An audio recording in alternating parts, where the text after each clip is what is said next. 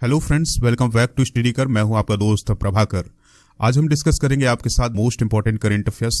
ध्यान से सुनिएगा इस लेक्चर को। लास्ट में आपसे कुछ क्वेश्चन पूछे जाएंगे तो उनके आंसर आपको कमेंट बॉक्स में जरूर देना है, क्योंकि जब आप आंसर देंगे कमेंट बॉक्स में तो इससे आपका कॉन्फिडेंस, मेमोरी पावर ये दोनों बढ़ेंगे। अगर आपको इसका पीडीएफ चाहिए तो पीडीएफ के लिए टेलीग्राम चैनल को ज्वाइन कर लें। लिंक आपको डिस्क्रिप्शन बॉक्स में मिल जाएगा। आसानी से आप वहां पर इसको डाउनलोड कर सकते हैं, यानी इसका पीडीएफ डाउनलोड कर सकते हैं। दोस्तों, आपके लिए एक व्हाट्सएप नंबर जारी किया गया है। व्हाट्सएप नंबर पर भी आप हमसे संपर्क कर सकते हैं। व्हाट्सएप नंबर है हमारा 8602319713। जितने भी सोशल मीडिया प्लेटफॉर्म हैं उनकी लिंक आपको डिस्क्रिप्शन बॉक्स में दी गई है, तो आप वहां से आप फॉलो कर सकते हैं। कॉम्पिटिटिव एग्जाम की तैयारी के लिए ये जो लेक्चर है इनफ है। सभी ऑथेंटिक साइट, न्यूज़पेपर से आपके लिए ये करंट अफेयर्स तैयार किया जाता है, तो इसको शेयर जरूर करिएगा। चैनल को फॉलो करना है आपको, बेल आइकॉन भी दबाना है, जिससे आप समय पर नोटिफिकेशन पा सकेंगे। चलिए फ्रेंड्स, पहला क्वेश्चन डिस्कस करते हैं। इंपॉर्टेंट क्वेश्चन है, हाल ही में भारत सरकार ने किस तारीख से तत्काल प्रभाव से विदेशी ड्रोन के आयात पर प्रतिबंध लगा दिया है? यानी दोस्तों, अब भारत में विदेशी ड्रोन नहीं आएंगे। भारत सरकार ने इस पर प्रतिबंध लगा दिया है, यानी बैन लगा दिया है। तो कब से लगाया है दोस्तों? आंसर होगा इसका 9 फरवरी से। ठीक है, यानी 9 फरवरी को भारत सरकार के द्वारा विदेशी ड्रोन पर प्रतिबंध लगा दिया गया है। ठीक है, अब ऐसा क्यों किया गया है? क्योंकि जो देश में बनने वाले जो ड्रोन है उनको बढ़ावा मिल सके। ठीक है दोस्तों, यानी मेड इन इंडिया जो ड्रोन है उनको बढ़ावा मिल सके। तो ये जो फैसला लिया गया है ये नागरिक उड्डयन मंत्रालय के द्वारा लिया गया है। ठीक है दोस्तों, लेकिन नागरिक उड्डयन मंत्रालय के द्वारा ये फैसला लिया गया है कि जो ड्रोन को बनाने वाले पार्ट होंगे उन पर प्रतिबंध नहीं लगाया गया है। जो ड्रोन बनकर विदेश से भारत आते थे उन पर प्रतिबंध लगाया गया है। बात आई है नागरिक उड्डयन मंत्रालय की। तो दोस्तों, नागरिक उड्डयन मंत्रालय कौन है? ज्योतिरादित्य सिंधिया। याद रखिएगा दोस्तों, ज्योतिरादित्य सिंधिया जो हैं वो वर्तमान में नागरिक उड्डयन मंत्री हैं। दोस्तों, याद रखिएगा कि भारत का पहला ड्रोन मेला कहां लगा था? तो ड्रोन मेला कहां लगा था याद रखना है आपको। ये लगा था मध्य प्रदेश के ग्वालियर में। कहां लगा था दोस्तों? मध्य प्रदेश के ग्वालियर शहर में पहला ड्रोन मेला लगा था। ठीक है, ये सभी पॉइंट आप नोट करते जाइएगा। अगला प्रश्न है, किस शहर को 2021 में दुनिया के 5वें सबसे बड़े भीड़ भाड़ वाले शहर के रूप में स्थान दिया गया है? यानी दुनिया का सबसे बड़ा 5वां ऐसा कौन सा देश है जो भीड़ भाड़ वाला शहर है? अगला प्रश्न है, ध्यान से सुनिएगा, किस शहर को 2021 में दुनिया के 5वें सबसे भीड़ भाड़ वाले शहर के रूप में स्थान दिया गया है? तो दोस्तों, उस शहर का नाम है मुंबई। यानी मुंबई पूरे विश्व का 5वां सबसे भीड़ भाड़ वाला शहर है। ये इंडेक्स किसने जारी किया है? तो दोस्तों, इस इंडेक्स को जारी किया है टॉम ने। यानी टॉम नाम की एक जो कंपनी है उसके द्वारा ट्रैफिक इंडेक्स जारी किया गया है 2021 के लिए। ठीक है, तो इसमें जो 5वां सबसे भीड़ भाड़ वाला शहर है वो कौन है? मुंबई है। जो बेंगलुरु शहर है इंडिया का वो 10वें स्थान पर है, दिल्ली 11वें स्थान पर और पुणे 21वें स्थान पर है। दोस्तों, जो ये इंडेक्स है इसमें 404 शहरों को शामिल किया गया था। कितने शहरों को दोस्तों? 404 शहरों को। कितने देश शामिल किए गए थे? 58 देश शामिल किए गए थे। अब बात आती है दोस्तों कि दुनिया का सबसे अधिक भीड़ भाड़ वाला शहर कौन सा है? तो ये है इस्तांबुल। कौन है दोस्तों? इस्तांबुल। और ये इस्तांबुल कहां है? टर्की में। ठीक है, तो 2021 के इंडेक्स के अनुसार दुनिया का सबसे बड़ा भीड़ भाड़ वाला शहर कौन सा है? इस्तांबुल, जो कि टर्की में है। नेक्स्ट क्वेश्चन है, फाइजर इंडिया कंपनी का अध्यक्ष किसे नियुक्त किया गया है? तो आंसर होगा इसका प्रदीप शाह। दोस्तों, औषधि बनाने वाली एक कंपनी है जिसका नाम है फाइजर इंडिया। तो उसके अध्यक्ष के रूप में कौन चुने गए हैं? प्रदीप शाह चुने गए हैं।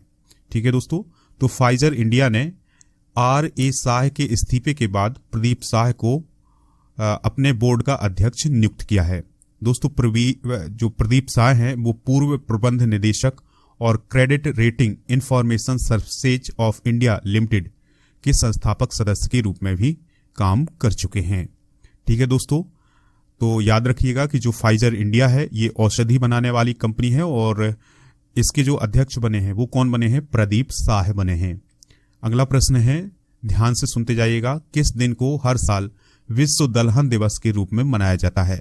तो दोस्तों, हर साल विश्व दलहन दिवस या विश्व दाल दिवस के रूप में मनाया जाता है? तो आंसर है इसका 10 फरवरी को, यानी 10 फरवरी को हर साल विश्व दलहन दिवस मनाया जाता है। तो दोस्तों इसकी शुरुआत हुई थी 2009 से, यानी 10 फरवरी 2009 को पहला विश्व दाल दिवस मनाया गया था। इसके अलावा साल 2016 को यूनाइटेड नेशन के द्वारा दालों का अंतर्राष्ट्रीय वर्ष भी घोषित किया गया था। दोस्तों संयुक्त राष्ट्र को भी 2050 तक दलहन की खेती को 2 गुना करने की उम्मीद है। ठीक है, ये सभी पॉइंट आप नोट करते जाइएगा।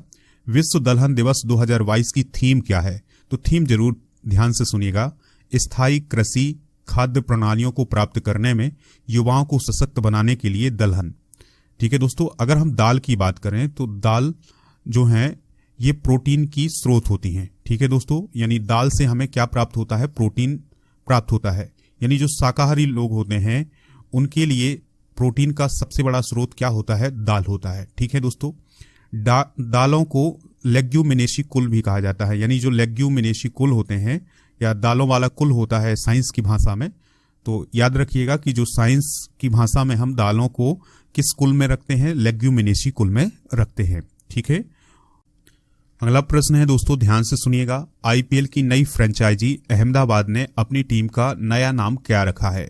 यानी जो अहमदाबाद की फ्रेंचाइजी है उसने अपना नया नाम क्या रखा है? तो आंसर है इसका गुजरात टाइटंस। क्या रखा है? गुजरात टाइटंस। तो टीम के मालिक हैं कौन? CBC capital. यानी जो सीबीसी कैपिटल नाम की कंपनी है वो अहमदाबाद की फ्रेंचाइजी की मालिक है और इसने इसको 5,625 करोड़ रुपए में खरीदा था। ठीक है दोस्तों, अभी इसके पास कुल 3 खिलाड़ी हैं। कौन कौन से? ध्यान से सुनिएगा। पहले खिलाड़ी है हार्दिक पांड्या और दूसरे खिलाड़ी है राशिद खान जो कि अफगानिस्तान के हैं और तीसरे खिलाड़ी हैं शुभमन गिल। ठीक है दोस्तों, अब हम बात करते हैं कि ये जो गुजरात जायंट्स नाम की जो टीम होगी इसके कैप्टन कौन होंगे? तो इसके जो कैप्टन हैं वो बनाए गए हैं हार्दिक पांड्या। कौन बनाए गए हैं दोस्तों? हार्दिक पांड्या। यानी गुजरात जायंट्स के जो कैप्टन है वो कौन है? हार्दिक पांड्या। अब बात करें दोस्तों इस टीम के कोच की, तो कोच कौन है? आशीष नेहरा। पूर्व तेज गेंदबाज हैं भारतीय क्रिकेट टीम के आशीष नेहरा। तो वो गुजरात जायंट्स नाम की जो टीम है उसके कैप्टन कोच बनाए गए हैं। अब और बात भी ध्यान से सुनिएगा कि 2022 में जो आईपीएल होने वाला है ये इंडिया में ही होगा और इसमें इस बार 10 टीमें खेलेंगी। अब तक कितनी टीमें खेल रही थी दोस्तों? 8 टीमें खेल रही थी, लेकिन अब कितनी टीमें खेलेंगी? 10 टीमें खेलेंगी। ये पॉइंट आप नोट कर लीजिएगा। यानी जो परय शिक्षालय नामक जो योजना है ये किस राज्य में शुरू हुई है? इसको आप ध्यान से सुनिएगा। आंसर होगा इसका पश्चिम बंगाल सरकार ने। तो पश्चिम बंगाल की जो सरकार है या पश्चिम बंगाल जो राज्य है उसने परय शिक्षालय नामक open room class room launch करने की घोषणा की है। यानी दोस्तों खुले में शिक्षा, यानी बाहर शिक्षा आपको दी जा सकती है। इसमें जो स्टूडेंट शामिल किए गए हैं ये प्राइमरी के स्टूडेंट शामिल किए गए हैं या प्राइमरी से पहले वाले स्टूडेंट, यानी जो बच्चे प्राइमरी स्कूल में पढ़ते हैं यानी 1 से 5 तक के, इन बच्चों को शामिल किया गया है। और दोस्तों 1 से नीचे यानी जो प्री प्राइमरी स्कूल के जो स्टूडेंट हैं उनको इसमें शामिल किया गया है और इसमें खुले में शिक्षा दी जाएगी। बात आई है दोस्तों पश्चिम बंगाल की। तो पश्चिम बंगाल की अगर हम बात करें तो यहाँ की चीफ मिनिस्टर कौन है? ममता बनर्जी। कौन है दोस्तों? ममता बनर्जी। गवर्नर कौन है? याद रखिएगा जगदीप धनखड़। कौन है दोस्तों? जगदीप धनखड़। ठीक है, तो याद रखिएगा कि जो जगदीप धनखड़ है वो पश्चिम बंगाल के गवर्नर हैं। अगला प्रश्न है महारानी एलिजाबेथ द्वितीय कितने सालों तक शासन करने वाली पहली महारानी बन गई हैं? तो दोस्तों ब्रिटेन की महारानी है कौन? महारानी एलिजाबेथ द्वितीय। तो इनका शासन कितने साल का हो गया है? आंसर होगा इसका 70 साल। यानी इन्हें 70 साल शासन करते हो गया है ब्रिटेन पर और वो ऐसा करने वाली ब्रिटेन की पहली महारानी है। दोस्तों 6 फरवरी 1952 को एलिजाबेथ सेकेंड ने अपने पिता किंग जॉर्ज 6 की मृत्यु के बाद रानी का पद संभाला था, तब से ये रानी बनी हुई हैं। ठीक है दोस्तों, एलिजाबेथ द्वितीय यूनाइटेड किंगडम और 14 अन्य राष्ट्रमंडल क्षेत्रों की रानी हैं।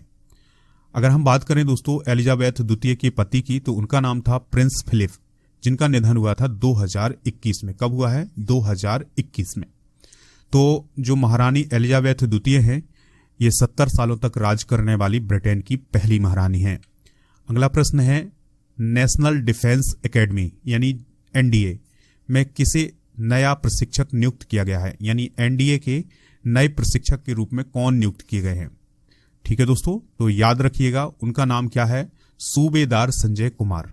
अगर हम बात करें दोस्तों सूबेदार संजय कुमार की, तो इन्हें परमवीर चक्र से भी सम्मानित किया जा चुका है। किस चक्र से? परमवीर चक्र से। और दोस्तों जो ये परमवीर चक्र होता है ये सेना के द्वारा दिया जाने वाला सर्वोच्च सैनिक सम्मान होता है, याद रखिएगा। अब हम बात कर लेते हैं एनडीए की। तो एनडीए की बात करें तो दोस्तों इसका फुल फॉर्म क्या होता है, नेशनल डिफेंस एकेडमी। स्थापना कब हुई थी? 7 दिसंबर 1954 को। ये कहां पर स्थित है? तो खड़गवासला महाराष्ट्र में यह स्थित है, यानी एनडीए कहां है? खड़गवासला महाराष्ट्र में। इसका काम क्या होता है? तो दोस्तों एनडीए जो है वो थल सेना, नौसेना और वायुसेना के जो कैडेट होते हैं उनको ट्रेनिंग देने का यानी उनको प्रशिक्षित करने का काम करता है। तो एनडीए के नए प्रशिक्षक कौन नियुक्त किए गए हैं? उनका नाम है सूबेदार संजय कुमार। फ्रेंड्स, ये थे आज के करंट अफेयर्स। आज हम स्पेशल देखेंगे केरला स्टेट के बारे में। तो केरला की स्टेट की जो राजधानी है वो क्या है? तिरुवनंतपुरम। क्या है दोस्तों? तिरुवनंतपुरम। 141 यहां पर विधानसभा सीटें हैं। मुख्यमंत्री कौन है? पी विजयन, पिनाराई विजयन यहां के मुख्यमंत्री हैं। राज्यपाल कौन है दोस्तों? आरिफ मोहम्मद खान। यहाँ की नदियां कौन कौन सी हैं? पेरियार, कावेरी, पंपा और मणिमाला। और यहाँ का राजकीय पशु क्या है? हाथी है। राजकीय वृक्ष क्या है? नारियल है। पड़ोसी राज्य कौन कौन से हैं? तो दोस्तों कर्नाटक के पड़ोसी राज्य केरल के पड़ोसी राज्य कौन कौन से हैं? तो पहला है कर्नाटक। कौन सा है दोस्तों? कर्नाटक। दूसरा है तमिलनाडु और इसके पश्चिम में अरब सागर है। पश्चिम में क्या है? अरब सागर। और दोस्तों दक्षिण में कौन सा सागर है? हिंद महासागर। कौन सा सागर है? हिंद महासागर। तो ये है इसके पड़ोसी देशों के बारे में जानकारी। ठीक है दोस्तों, अब हम आपसे कुछ क्वेश्चन पूछेंगे तो उनके आंसर आपको कमेंट बॉक्स में देना है। तो पहला क्वेश्चन है विश्व वेट्सलैंड डे कब मनाया जाता है? दूसरा क्वेश्चन है नागरिक उड्डयन मंत्री वर्तमान में कौन है? तीसरा क्वेश्चन है विश्व दलहन दिवस किस वर्ष मनाया जाता है? ठीक है दोस्तों, किस वर्ष से मनाया जा रहा है, यानी इसकी स्टार्टिंग कब से हुई थी, यानी विश्व दलहन दिवस की स्टार्टिंग कब से हुई थी। ठीक है दोस्तों, जो पहला क्वेश्चन है विश्व वेट्सलैंड डे कब से मनाया जाता है, पिछले लेक्चर अगर आपने सुने होंगे तो इसका जवाब आप कमेंट बॉक्स में जरूर दीजिएगा, क्योंकि ये क्वेश्चन हमने जानबूझकर रखा है कि आप पिछले लेक्चर का भी रिवीजन करें, तभी आप इन प्रश्नों के उत्तर दे सकेंगे। अगर आपको ये लेक्चर पसंद आया है तो लाइक कर दें और शेयर जरूर करें सभी सोशल मीडिया प्लेटफॉर्म पर, जिससे सभी को इसका फायदा मिल सके। आप हमारे जितने भी सोशल मीडिया प्लेटफॉर्म हैं, फेसबुक, ट्विटर, इंस्टाग्राम, इन सभी पर आप हमें फॉलो कर लें। लिंक आपको डिस्क्रिप्शन बॉक्स में मिल जाएगा। मिलते हैं नेक्स्ट लेक्चर में। जय हिंद, वंदे मातरम।